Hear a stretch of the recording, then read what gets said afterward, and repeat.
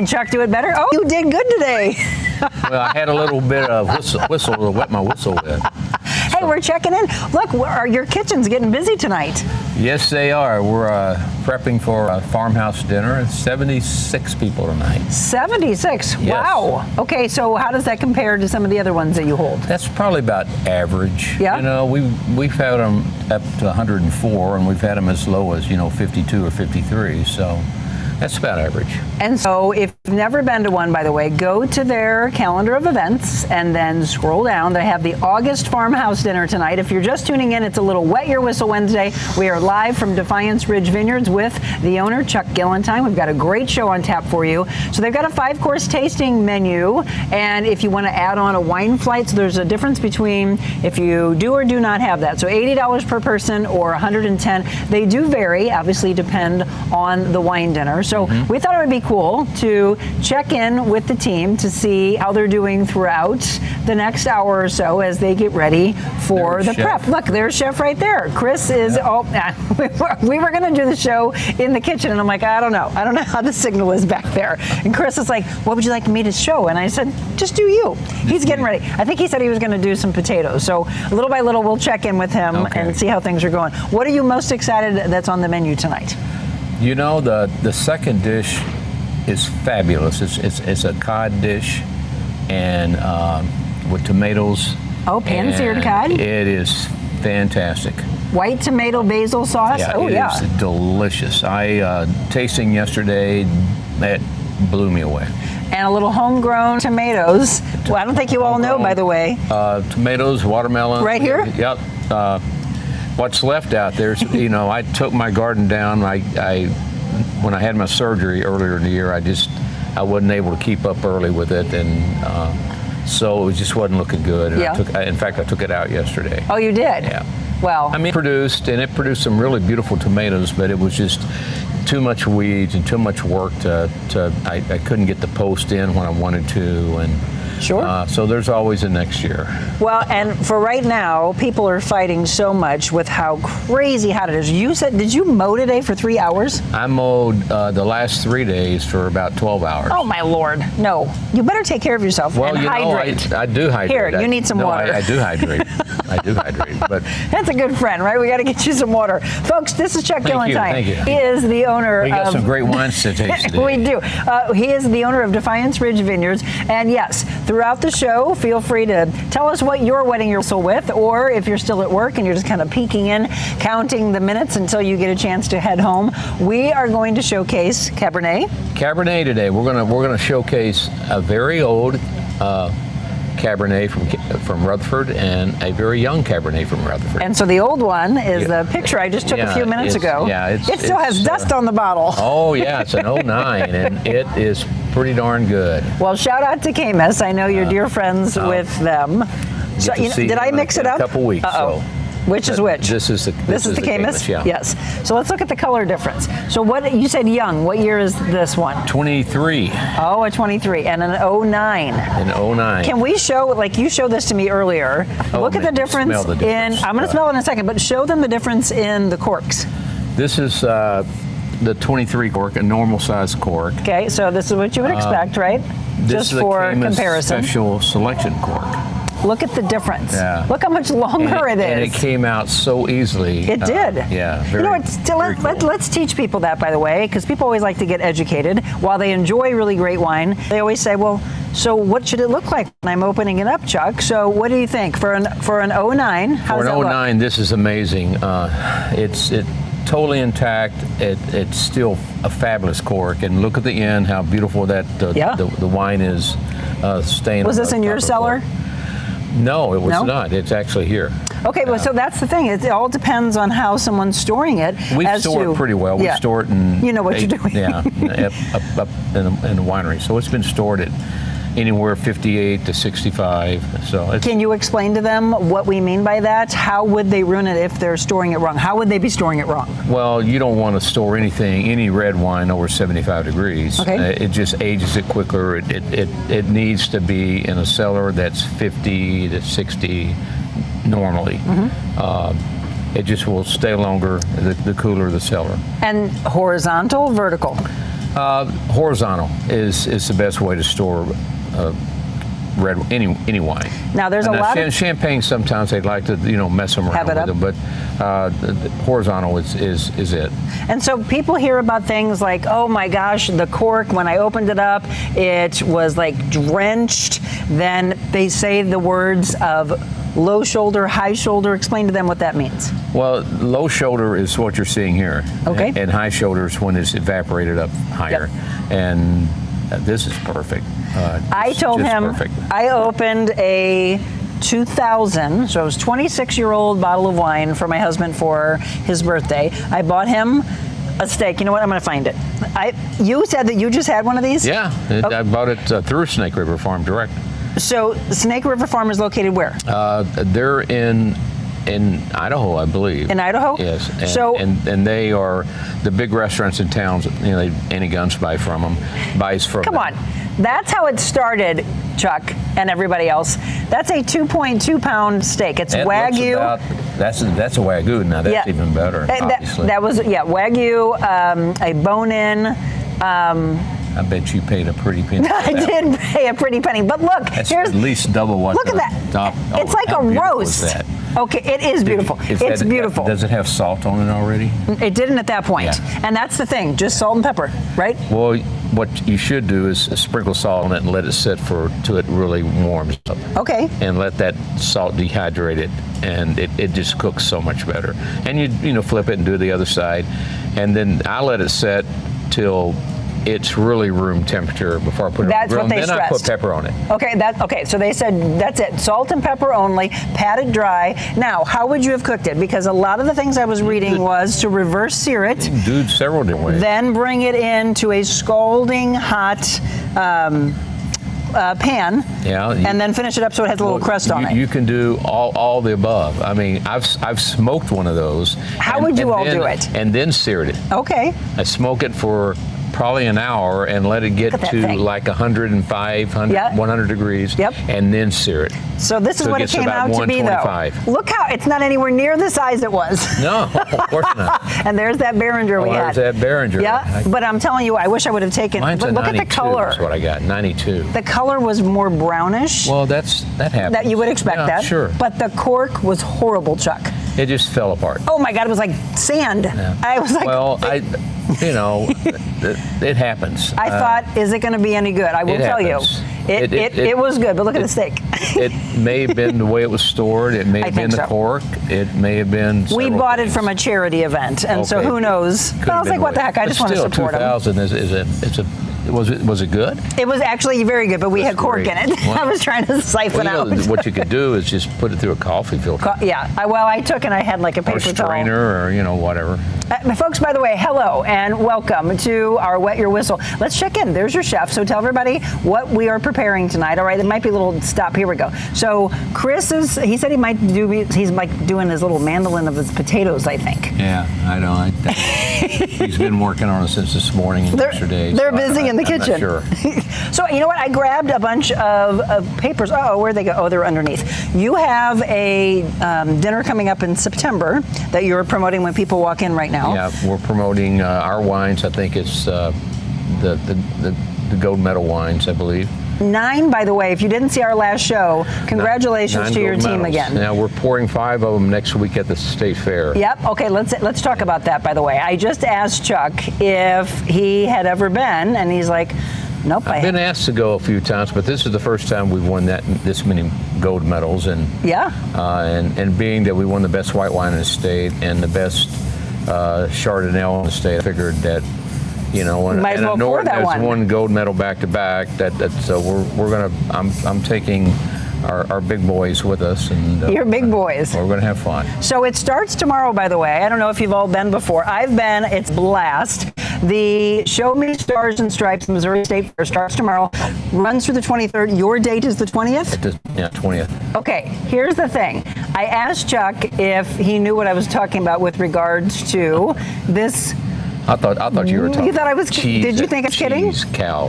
Okay, no. That you can buy. Folks, have you been to the Missouri State Fair before, and have you seen the cows that are made of butter? Okay, let me show you this. For those of you that have been, you know what I'm talking about. I did not. We went to the state fair only once, and immediately it's the first thing that I wanted to see. This is what I'm talking about. Those are all different pictures that people have taken of a cow that's made of butter.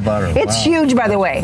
Yeah, those look small compared to what they actually are. So you got to go, and then you might as well go and see our friend, because why not? Why not have good wine? There he is. Yeah, there he is. Oh, there you go. He's doing his work tonight. How many people do you have in the kitchen, by the way? Tonight we've got probably 6 working right now, prepping for the dinner. But that's your big chef. And he was on with us on a Foodie Friday. Yes, he was. Anyway, they all participate in all making everything. Now, he was cracking me up because he said, Monica, if you tell Chuck's daughter that you have a camera in the kitchen, she's going to run home. He's like, just tell her that you're doing a feature. Say things he said maybe to tell her you're doing a feature on women chefs. Oh, I know. She's, I don't know, a little phobia going on. Oh, she does? Being on camera? Yeah. Oh. Yeah. Okay, well, we're seeing Chris right now. Yeah. Hello, by the way. Good afternoon to all of you. What's the highest award you have won?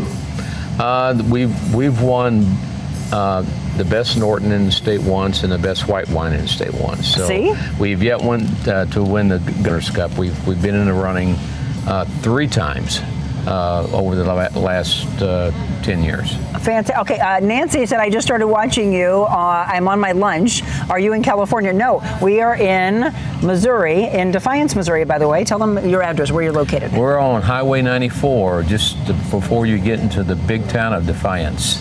So a little over an hour away from Camus. Okay, no, so we're showing Camus. Chuck has a great relationship with Chuck Wagner and has some of his wines. So you have, again, an 09 that we're trying. Nancy, if you're still watching over on Instagram. Our 23 Cabernet is from Rutherford, and I thought it would be cool to showcase a very old Cabernet from Rutherford against a new Cabernet. Oh, very different. Yeah. Nose. Very different nose. Like I'm picking up a sweet tart on one of these. Oh, interesting. It's on the 23. On the 23. Yeah. You smell it now? I just put it in his brain so he smells it. It's very bright. It's got still some good acid in it. It does. And by the way, again, folks, we are on multiple platforms, so feel free. I'm going to bounce around here. And so Nancy's over on Instagram asking some questions. And then if you have one, just let us know. It is a Wet Your Whistle Wednesday. We are doing this now once a month. Chuck's gotten really busy. Chuck actually asked me the other day, and he's like, am I running out of things to talk about? I'm like, no, they love you. Well, I think it'll be better because then I can think of better things. He's prepping for things. Well, I told you that I wanted to talk about something in particular, and what you see in the description today, a lot of you want to know, wait a minute, what is this? People burning their vineyards. I sent this article to Chuck, and so it was... Before you talk about that... You want me to taste? Taste the 09. All right, hold on. Oh, my God. It's this one. This is the 09. It has the tannins in it. So again, if you're just tuning in, we're trying 2 different cabs, an 09 from Camus, and then a 2023, your 2020. Yeah. Is that your 1897? Yes, 1897. There we go. I'm sorry. Look at his cool label, by the way. When did you launch that label? It's been like 4 years now, I think. This is delicious. Told you. There was a delayed reaction. That's the 1897. I knew this would get your attention. He knows I'm a big California cab fan. That is a beautiful wine. That's probably $400 in the stores if you can find it. That's what they call. So this is again people learning the verbiage. That's what they call a library wine. Yeah, very much. This is as a library as you can get. What is that? By the way, I don't know if I've ever asked you this. What is the oldest wine you've ever tried? 64 Birdie. Oh wow. And there's people that don't understand wine. They're just like, and maybe what? Yeah, I think that's the oldest. So I think that's the biggest education piece that people are like, well, I don't understand. How can a wine be that good that many years later? And how many of them can lay down that long? It's good because it was made tremendous and stored fantastically. 64. The oldest I've had, I think I told you, was a Rothschild that I had bought for my brother. It was not stored properly, and it was not good. And it was a 67. Because it would have been great. That's a good brand. Movetown Rothschild, yeah. It would have been good, but Mouton and then Lafitte's the next level up. Yes. You know what? I just wanted to do it for the possibility that it might be good. Yeah. Well, it's okay. My brother loved the idea of it all. Okay. Well, that's all. We're going to go it's fun to to this. even do that. I want to talk about, and then we're going to try. So that was the 09. It is amazing. So let me go through this, folks. If you have not heard about this, this is an article that I passed along to Chuck the other day, and it said the headlines right here that you're tuning in for: California growers are burning 100-year-old healthy vineyards. Their parents and grandparents are turning over their graves right now, seeing these vineyards that they planted over 100 years ago. But the reason is not because of disease or drought. Experts are saying more than 100,000 acres of grapevines could disappear in 3 years as demand drops, contracts dry up, imports add new pressure. Now, Chuck and I discussed somewhat of this not too long ago, saying what is happening to the industry as a whole. And half of this is because, you teach us on this. If let's say, and hopefully this is not happening in Missouri at all. This isn't trickling down, I hope. I know it's not happening to us. I would think that it is probably happening in Missouri. Okay. New information that I read talks about, the younger generation. It's not that they don't like wine, but they like different wines. Yeah. They like what kind? They like things that are fruity. They like things that are different, And so, one good thing about Missouri wine, especially with the whites, they're all that way. Yeah.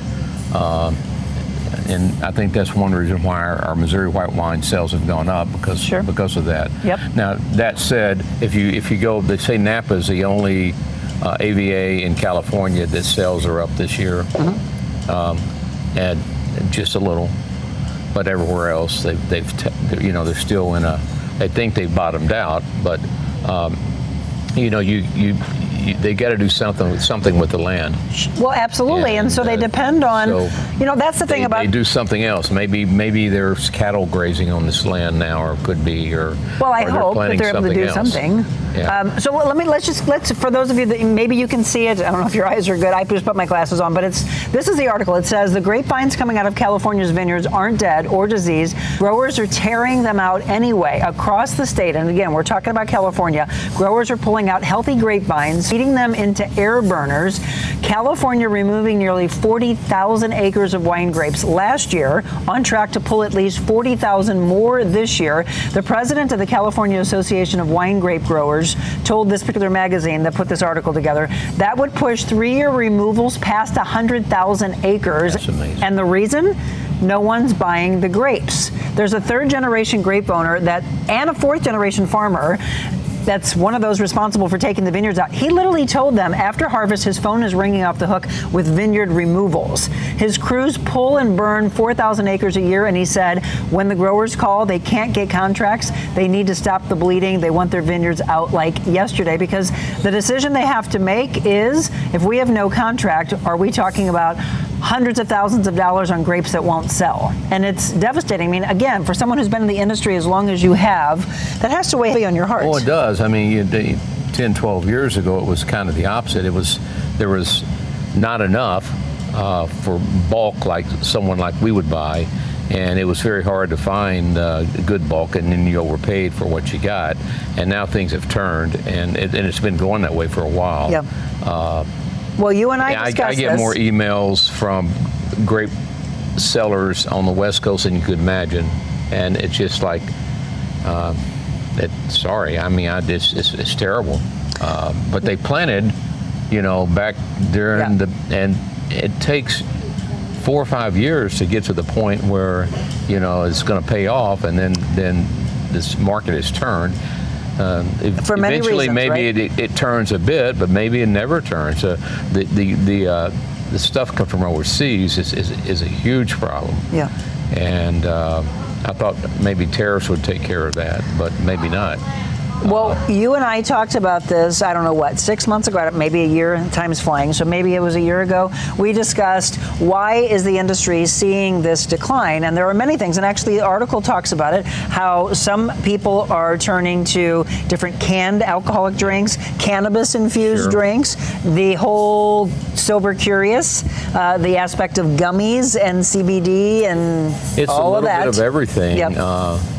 But again, I think if a different wine product, a different way you make a wine is always good for the young crowd. Sure. You know, they love bubbles. Yep. And they love fruity stuff. Our sangria sales here, amazing. So is that, what would you say is the top right now for you? You know, our Still white wines. sweeter? Our white wines are always at top, and Okay. our best sellers are always the Pinot Gris and Chardonnay. You know, but the bubbles have grown a lot, and we make our sangria with white wine from here, and our sales on sangria is just crazy. So as someone that's been in the industry, and to all of those that are hearing this story for the first time, it's just a matter of we've got to pivot so it doesn't completely go away. This is what the younger generation is going to want, and obviously they're the ones that are going to turn into the next generation for us.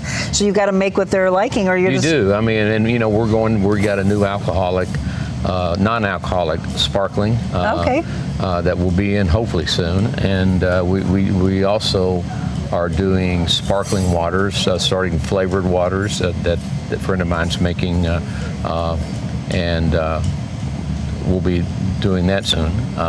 But you listen to your customers. The lower you do, you know, and you have to. Or what moves the slowest is what you're drinking. Yeah, I know. I will be the one to buy it all from you. No.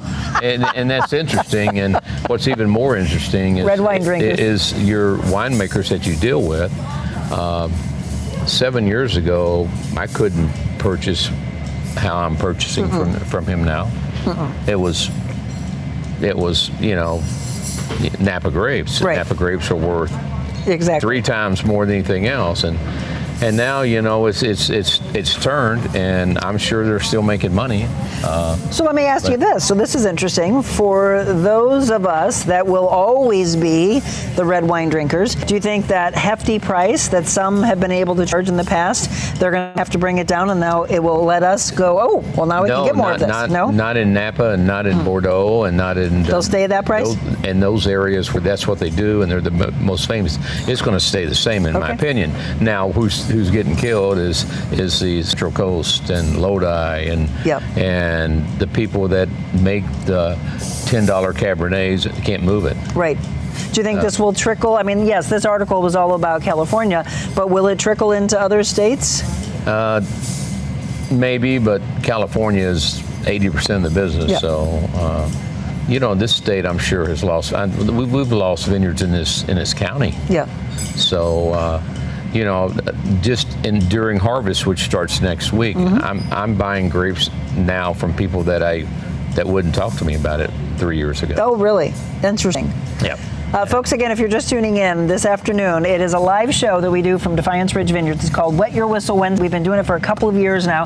By the way, you can join us. Now, tonight, are you closed already, or you get ready to close at 5? We closed at 4. And then, at 4, okay. Well, but people they're still hanging out. They're still hanging out. And it was funny because when I got here, your team was like, people are coming in saying, it's hot. Yeah. But it's funny because she said that they were coming in and going out to your patio going, is it hot out here? Well, what do you think? You just walked in, it's hot.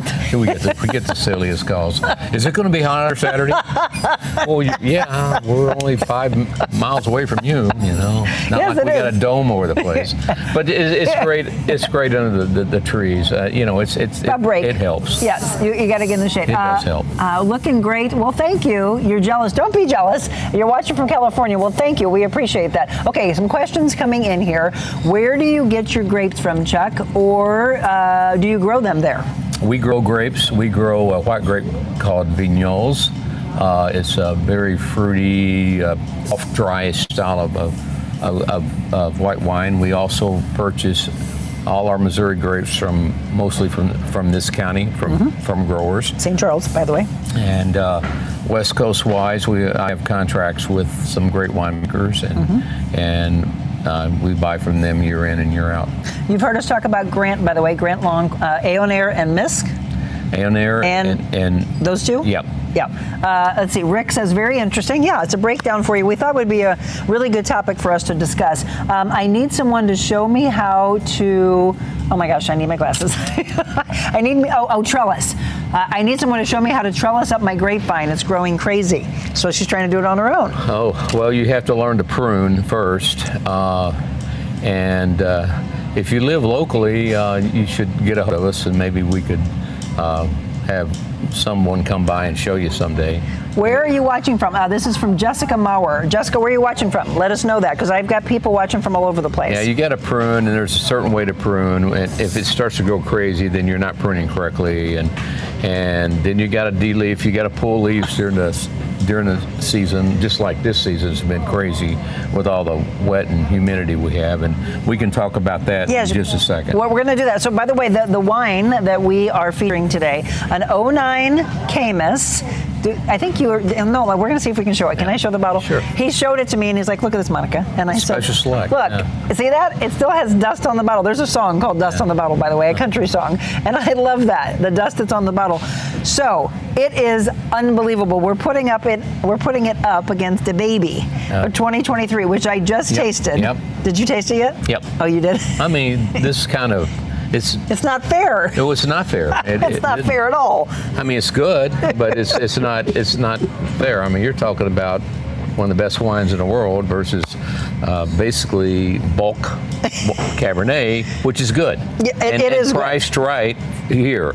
So if you had not given this to me, I would be like, oh, this is good. Now, you know what? I came earlier. I set up early. I was like, I'm here way early. He goes, yeah, you are. And I said, well, I'm going. Cab Franc against this is my Cab against the 09. Yeah. So by the way, against even both. I want to stress this. I never get a chance to get here early to enjoy the perks of the wine club, which there are many, and one of them is you get a glass of wine. What else? Or you get 20% off your bill. Mm-hmm. I did. I got these.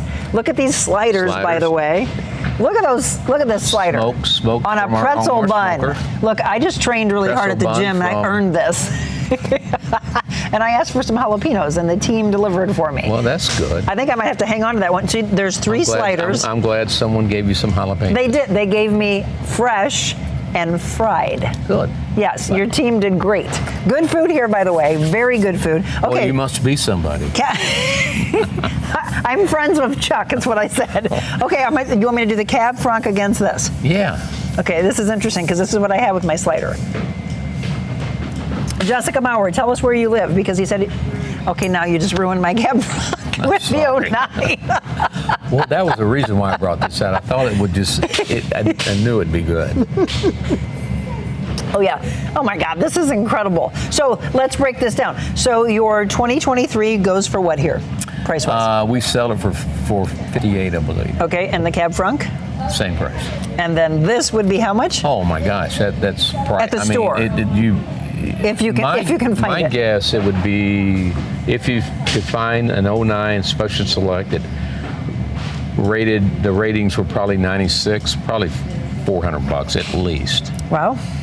If you can find it, and that is a very big if. He has one here. Are you going to pour that tonight? We're going to pour it at my table. I might stick around. They said, Monica, are you staying? And I'm like, I've been gone since about 4:30 You know this what? morning. I may pour it to a few other people too. So. Yeah. Those are the special things. Okay, so tonight, the dinner. The next one, if you didn't get a chance to come tonight, the next one's coming up in September. And again, you can always. The day after I get back from Napa. When are you leaving? We leave the 29th for Oregon, and we go to Napa on the 2nd of September. Where are you all going to go? We're actually in Oregon. We're gonna do some wine-related things, but we're gonna kayak one day on the coast, and we're gonna go crabbing one day on the coast the same day. I like it. And Napa, we're gonna e-bike 2 days on the new Napa bike trail. One day to Calistoga and one day to Napa City. Did I talk to you about e-bikes last time? No, I don't think so. I mean, I have e-bike. How many do you have? There's 4 of us. Okay, I've never been on one, and I'm just going to be honest. Yeah. Oh, you just started? I just rode mine for the first time because I hadn't been able to last week, and it's fabulous. Okay, I'm going to be honest. I used to tease people that were on e-bikes because I was like, a bike is meant to be pedaled. Sure. And then they said, Monica, you can, right? Yeah, so it's all different. Have you been out to Kaufman Outdoors in Sullivan? I have not. They made their own. Oh, really? And there was a great deal of people that said they use them recreationally, and then there was this big push for hunters. Instead of hunters using UTVs or side-by-sides, right? A lot of hunters will use that. I saw a guy that I watch on a fishing guy, hunter guy, use one. An e-bike? Yeah. Okay, so yeah. He had all his gear, and he was e-biking on a trail in Canada, in Vancouver. I need to introduce you to them. Well, actually, we're going to feature them tomorrow. We went out to Sullivan to talk about this, and I'm like, wait, you're hunting with an e-bike? And he's like, yes, and so he'll tell us about that. I don't have an e-bike, but they were inviting me out, and they said, Monica, you'll enjoy it. It's really good. But when you're actually pedaling on your own, I would imagine it's much heavier. Well, you can turn it off and pedal. That's what they said. Yeah. They said you can pedal for a while. Yeah. They took it on the Katy Trail. They were pedaling. Then when they got tired, they turned it on. Yeah, you can do. I mean, we did 27 miles last week.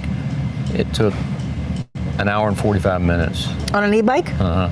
Okay. And averaged about 18 miles an hour. Interesting. And did the same thing. You know, we actually stopped. We went from Marthasville West and stopped in Treelore. Okay. And had a beer.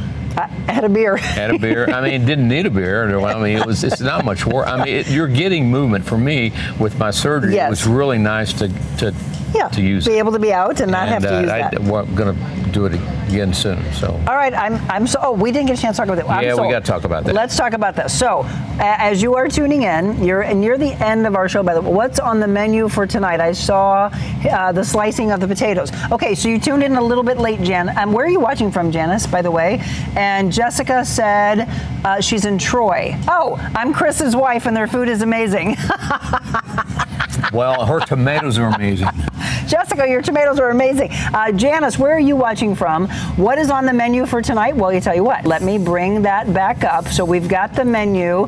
If you missed it, we'll also show you. You need to go to the calendar of events, and then they will have the September one that is coming up for you. So this is tonight's homegrown watermelon and tomato salad with a little sesame miso dressing served with the Defiance Ridge Save-All Blanc. Well, we're doing the Vidal Blanc. Oh, you're going to do the Vidal? Yeah, okay. Yeah. Second course is the one that Chuck was talking about earlier. That's a little pan-seared cod, white tomato base sauce, homegrown cherry tomatoes. You're going to serve that with the Vigneault? Yeah, we're the off-dry Vigneault. Okay. Third course, grilled chicken quarters with herbed butter, corn on the cob. That sounds good. With Zinfandel, one of my favorites. And we're also doing our chamberson. We're going to do another. Oh, you're going to do side-by-side? Side-by-side. Okay. A different side-by-side than what we just showed. Yep. Fourth course, hanger steak with shallots with a Syrah. Yeah, I may stay. It's a really good pairing. Jim's like, where's Monica? Fifth course, classic strawberry shortcake paired with. And it's real. Oh, your sparkling rosé. Yeah, and it is a great pairing because the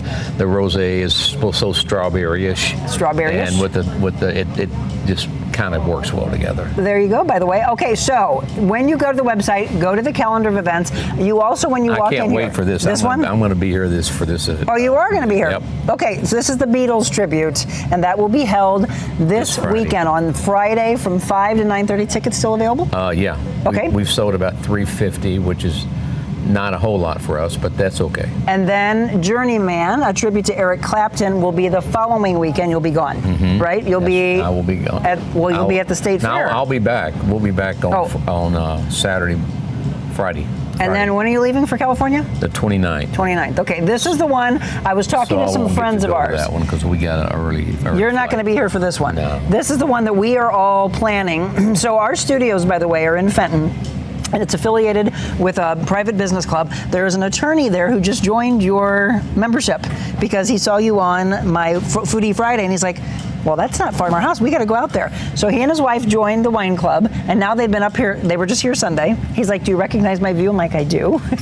They were up here, and now they said they're going to come to that one. So that's the one I am excited about, by the way. It is for those of you that are fans of Michael Jackson and Bruno Mars.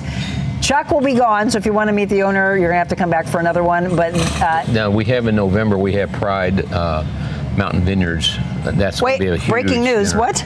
November 3rd. You're going to have a dinner here with Pride? Yep. I love Pride. We went there. In fact, I opened a 2014 Merlot Magnum the other night with a group of people that were over. Incredible. Incredible. Incredible. November what? 3rd, I believe is the date. Yeah. Well, let's see if it's on the. It should be on it. It's on here. How's your? Oh, Molly Lovett, by the way, is coming up. Shout out to Molly. She's going to be here on October 3rd. Unfortunately, I'll be at the Mizzou game playing Florida. I've never been to a homecoming game before.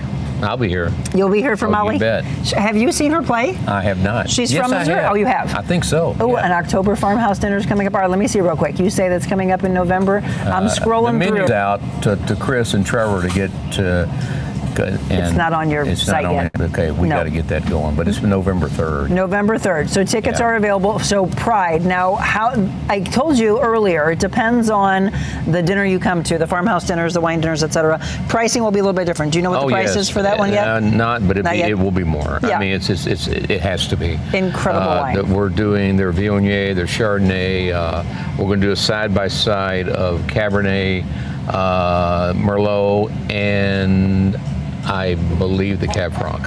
So people that travel a good distance, which I don't know where you're all coming from. Janice just said she's in Imperial, so that's a long drive. Yeah. There's good places to stay out here. Yeah, there's a few local VRBOs, and you're only 7 miles from a hotel. So. Yeah. So maybe you think about that as you're bringing people out. I'm so glad you enjoyed. We did. Absolutely. Okay. One more time. We want to say this. Tell us what's going on with these grapes. Isn't that ooey? That's what our weather this year has done to the grapes. To the grapes. So explain what has happened that's here. That's about the worst case. What should this look like? It should be all like the beautiful green grapes. Yeah. But once all the rain that we've had and the humidity, there's no way you can keep. Go ahead and eat one of the green grapes. The green ones? Yeah. They are the best. I had never tried one until a few years ago. We're harvesting next week. And harvest lasts from what to what? We have to take our nets off, so we'll do that Saturday. Monday we'll start hand harvesting a couple rows because we have to do that with our telephone poles.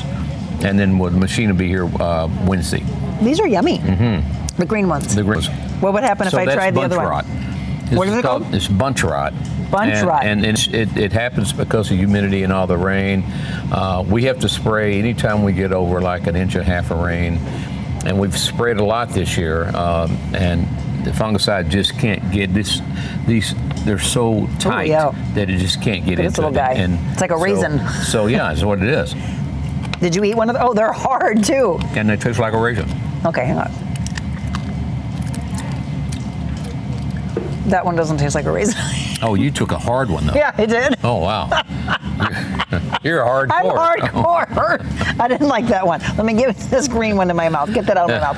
Yuck. So can you use that all? But try this is kind of what this is like. Janice has a good question. So can you use that at all, or do you have to just throw it all away? No, we can.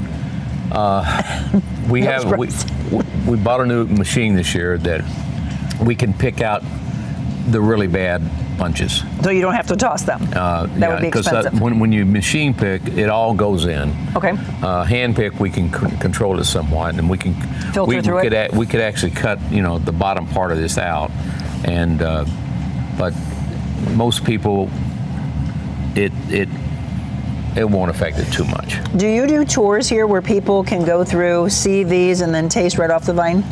If they want to come help us next week, they can. I like that. and we'll buy you lunch. Okay. When are you starting? We'll start Monday.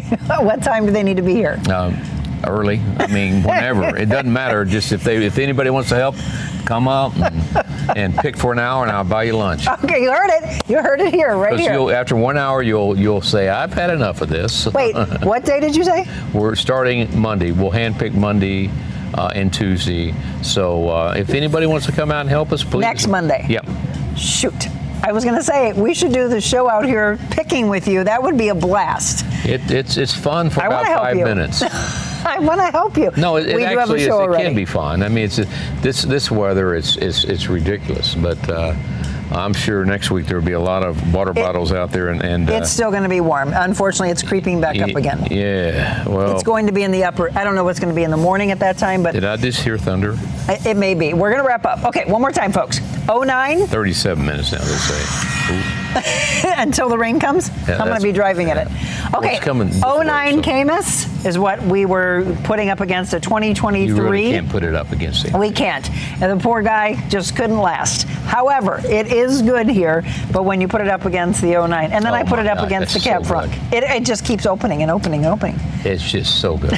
Cheers, my friend. No, thank you, baby. Good show. I appreciate it. Everybody, thank you. Do us a favor. Share this with your friends and family. They learned a lot today. And yes, we were talking about what's happening in California. We were asking, is it happening already in Missouri? He said, yeah, it's a possibility. But let's save the wine industry, okay? Bring them back to the table for the younger generation that's trying different things. Tell them, try some bubbles. They still have something for him. That's what he's going to eat with it. Have a fantastic dinner tonight, Chuck. And Pride, November 3rd. Join me there. Tickets on sale already for it, or no? They will be very soon. But if somebody comes here and says, next week. No, if they're in person, would they be able to, or no? They just still be on the website. Okay, eventually. Just like our normal farmhouse dinner. Okay, perfect. So a lot of great things coming up right here. I'm going to auction off some older Pride bottles. But you're going to auction off what? I'm going to auction off some Pride bottles, and I may even have a giveaway for a ticket that night. You're going to do a silent auction or a live auction? Live. Oh. No. We'll do a silent. No. Okay. You want me to do? You want me to auctioneer for now you? You just changed my mind. You want me to auctioneer? Yeah. Okay, November 3rd. I'm here. I'm going to auction it off. Let's do it. It's so much fun. We'll do a magnum of Cabernet and a magnum of Merlot. I'm putting my auctioneering skills. I don't know if you all know that, by the way, but I am an auctioneer. And then we will also we'll have one ticket, get a free bottle. Okay, look at all these things that we just came up with on November 3rd. You better write this down because they'll all be magnums. Okay, November 3rd, be there or be square. It's going to be a blast. Pride Vineyards. Okay, auctioneering. I'm marking it on the calendar. Cheers. I have to be here. I'm working. Great idea, man. Cheers. Glad I came up with that. Go wet your whistle.